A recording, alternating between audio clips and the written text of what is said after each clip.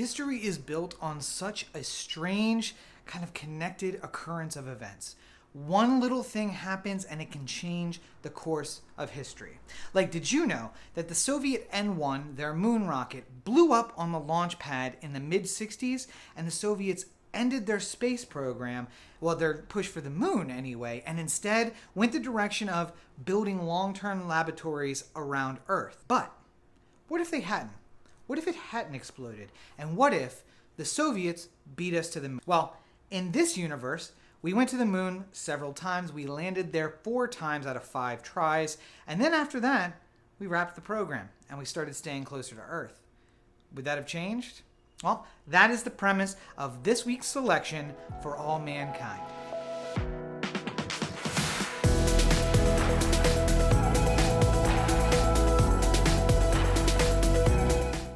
Hey everybody, and thank you once again for joining me for yet another episode of the Everyman Movie Review. If you are enjoying these reviews, and I hope you are, make sure you're subscribing and hitting that notification button so you know when the latest episode is available. This time we're going to be continuing what I brought up in my last episode, and that's reviewing something a little different. It's not going to be a movie, it is a series, specifically a series from Apple TV. I had a little chance to wander and meander through Apple TV, and I was so blown away that I just had to bring up some of these series and give you an idea about whether or not you should check them out. This time we're talking about For All Mankind. It is a space-related show, so I'm in. It's actually one of the shows that drew me to check out Apple TV in the first place, because I saw an ad for it and I said, that looks pretty interesting. Maybe I should go see what's available on there, and then here we are. But before we get too far in with For All Mankind, let's get through the pleasantries, shall we? For All Mankind was created by Ronald D. Moore, Ben Nadivi, and Matt Wolper. It is starring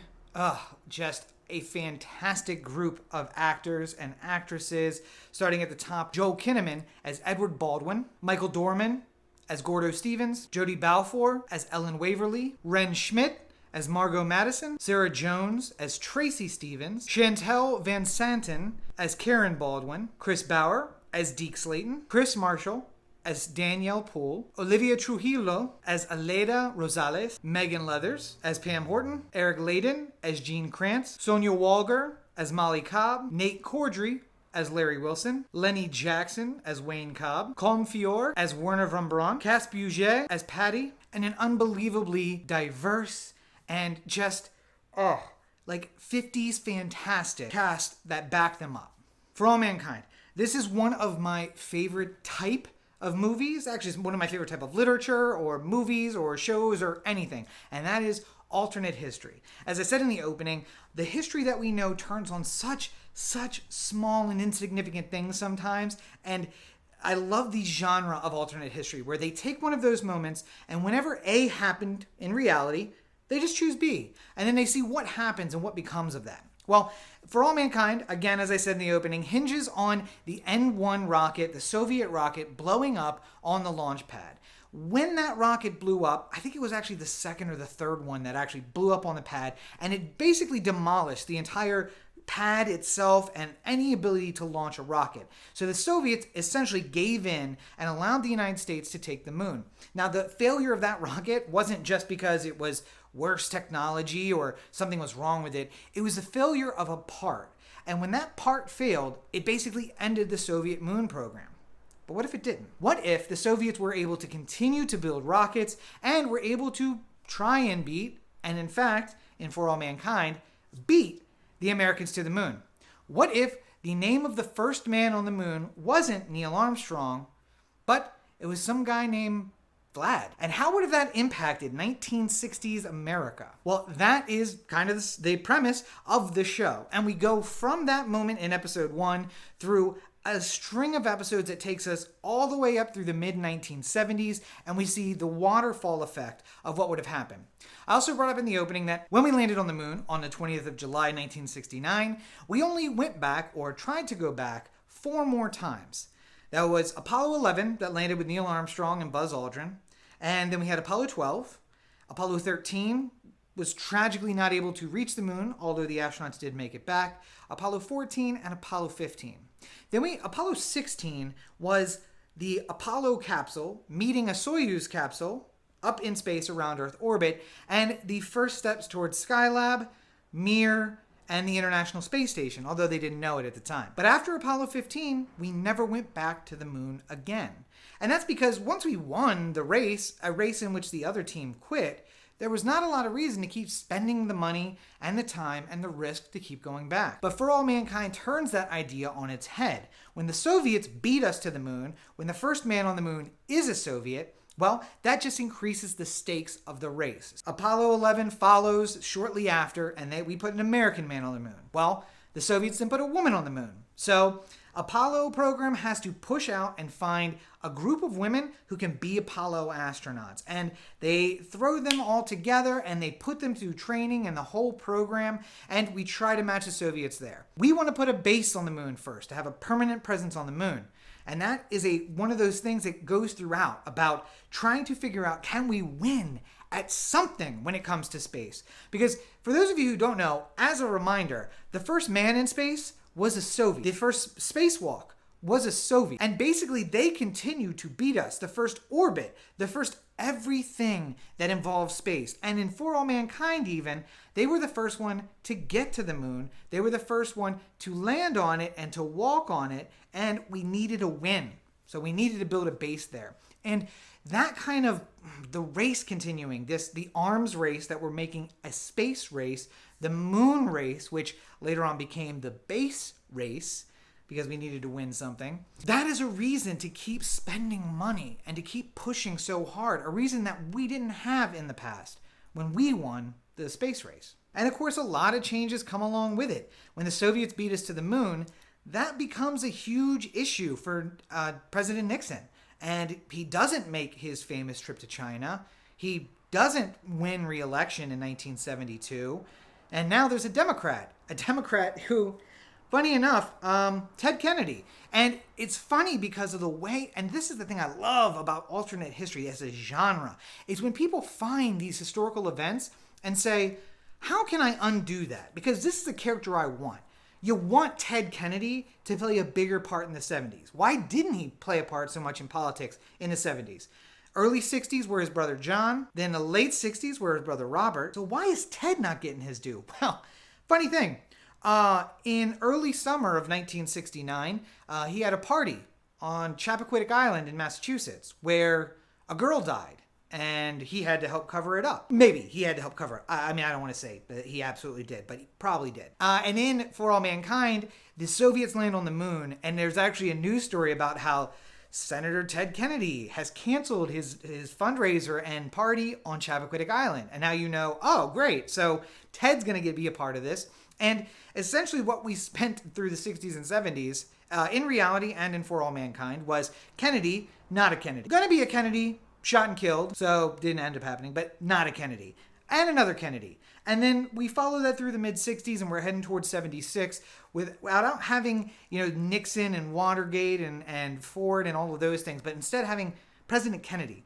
And does that change things? Well, it certainly does. But I'll leave it to you to watch the show and see how. In any event, the focus really isn't on the politics, it's on the space race and everything going on. They spend a lot of time talking about the women coming into the Apollo program and making sure we put an American woman in space. And I learned something, which is that the Mercury program was famously called the Mercury 7. That's where we got John Glenn and Alan Shepard and Deke Slayton, who actually never flew Mercury because they found a heart arrhythmia and they didn't let him fly. And he stuck with NASA through Mercury and Gemini and Apollo. And he did that on the ground, helping support the astronauts, despite the fact that he could never go to space himself. But in this universe, he's still around and he is still helping astronauts. And I guess going back, the interesting thing was the Mercury 7 was supposed to be the Mercury 13.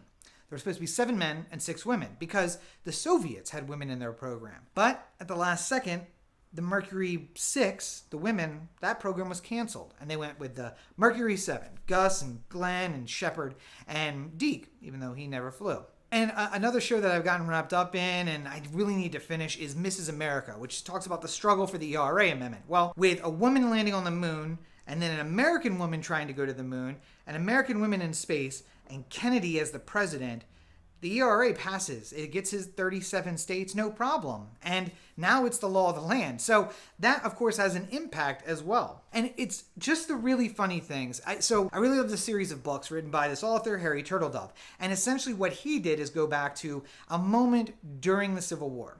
And it's not well known by a lot of people, but now you're going to have a little bit of factoid of knowledge here. There was a general, a Confederate general, who had the battle plans for the Battle of Gettysburg in his cigar holder.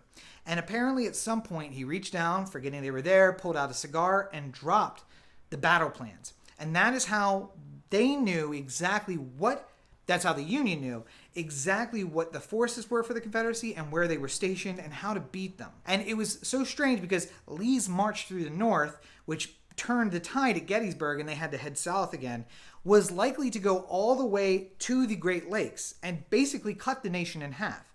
And then he could turn right, march through Pennsylvania, and try to siege Philadelphia, which at the time was the capital, when they moved all of the politicians, including Abraham Lincoln, from D.C. to Philadelphia. So that one mistake, the dropping of the battle plans, may have turned the tide. And Turtledove's series basically says the South won their independence. And there have been 2 nations on the American continent, 4 nations on the American continent, including Canada and Mexico. And how does that change the dynamic of the world? Well, as I said, little things. 1 cigar case means 2 countries because the South wins the Civil War. It also means that World War I doesn't end the way that we know that it won, because it ended when a flood of American soldiers ended up on the side of the French and the British in Europe. But what if they couldn't send troops to Europe because they were busy fighting their country to the south? Well, those little things can have a big impact. And although For All Mankind really just is from 1969 to 1975 or 76, there is at one point flashes forward to other things that may happen in the future. And I'm hoping there'll be a season 2 and we'll get to see some of those things play out. But in the end, because it's such a small period, the changes are small. And they still have a big impact, but only on this one story. I don't know. Listen, I'm a space nerd. I'm a NASA nerd.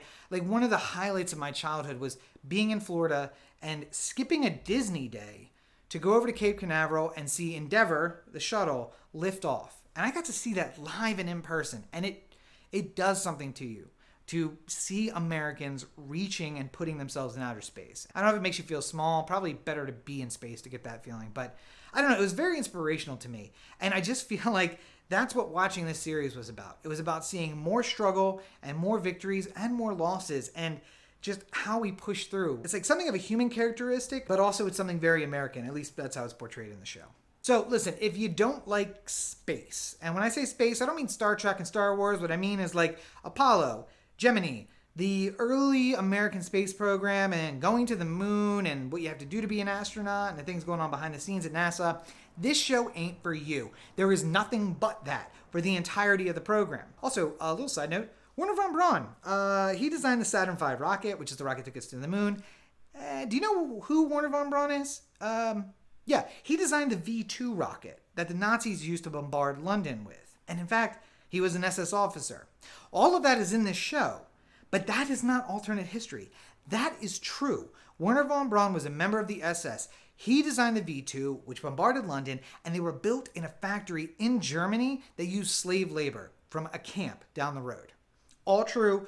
All of it comes out. It's all in the episode. So there is so much you can learn about history from a show like this. And if you like space, or if you just like history, or if you like intrigue when it comes to like a show set in the 60s and the 70s, this show's got it all. Just like Servant, I felt like I couldn't stop.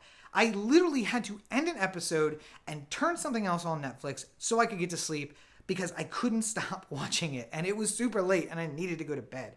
So if you like having that feeling and this show sounds like it's something you might be interested in, trust me, you will be. It's available right now on Apple Plus or Apple TV. And if you don't have it, I think they offer a trial. Totally worth the trial. Make sure you check out For All Mankind during your trial. But if not, I think it's worth the cost of admission for Apple TV just for this show by itself. That is how good it is, and it's available right now. So if you take the trial or if you sign up, make sure you check out For All Mankind ASAP.